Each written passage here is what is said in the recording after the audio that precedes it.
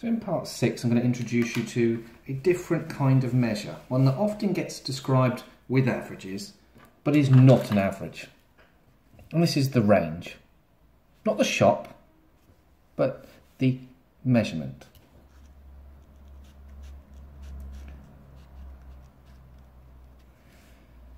When we describe data, we often like to give people a simple account of what the values are between. So we might say they are between 3 and 11. So you might have a party and go, there's going to be anywhere from 8 to 12 people. Now, in maths we try and quantify this in a little bit more specifically, in that we don't say the range is between two values. We say the range is equal to the highest value subtract the lowest value. So in the data case up here, that would be 11 take away 3, gives you 8. Now, this is really useful for describing a typical set of scores. And in the case we looked at earlier, in part 2 of the two cricket players, we can see that these two players have very different ranges. The range of these scores is just 4. The range of these scores is 75. So a small range means more consistent values.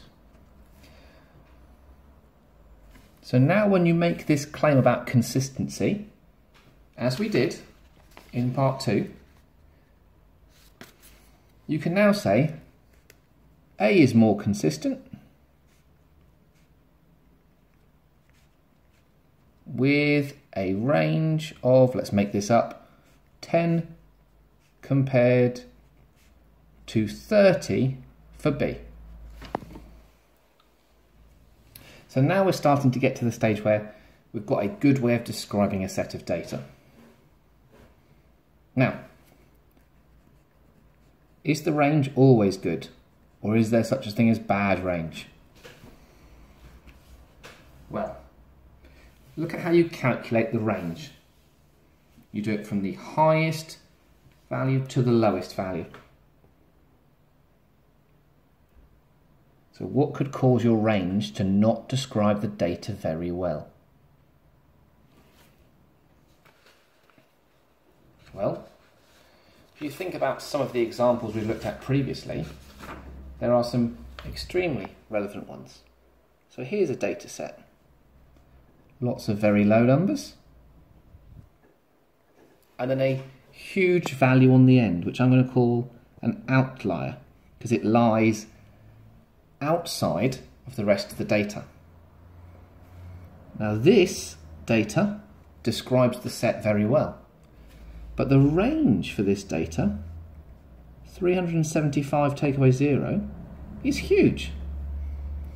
But if you just took that one piece away, the range falls all the way down to 3.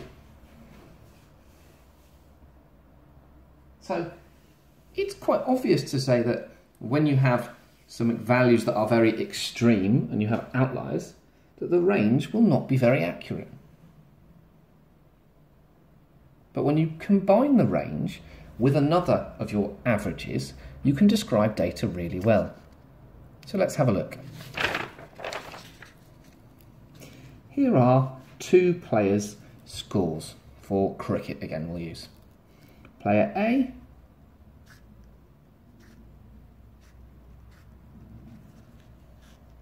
and player B. And you may recognise these values because I haven't changed them. Now, let's work out the mean, the median, the mode, and the range. So the mean here is 30, because they add up to 150, and when I divide by 5 I get 30. The median is 30. There is no mode, and the range is just 4. Here, the mean is 30, because they add up to 150 again. The median, if you put them in order, is 2. There is no mode, and the range is 75. So if you were to now describe these two data sets, what information would be helpful and what would not? Well, data set A has got 3 bits of really useful information. The mean is 30, they're centred around 30, that's the middle value, with a very small range. So you can tell a lot about this data just from here. What this set of data tells you is, you've got some low values, you've got very high values, and they middle out at 30. So you can kind of feel from this that you've got spread out bits of information, whereas here they're quite tightly packed. Let's use the range now in one of our what were the value questions. So I've got 5 numbers with a mean of 6, a median of 4, and a range of 10. Now, before I start this example, I need to warn you, it may not work. So the mean is the sum of the values divided by the number of values. So that's 6 equals the sum divided by 5. Go back and watch the mean video again if you need help on clarifying this. So the sum of the values is 30. Now, here are my 5 numbers.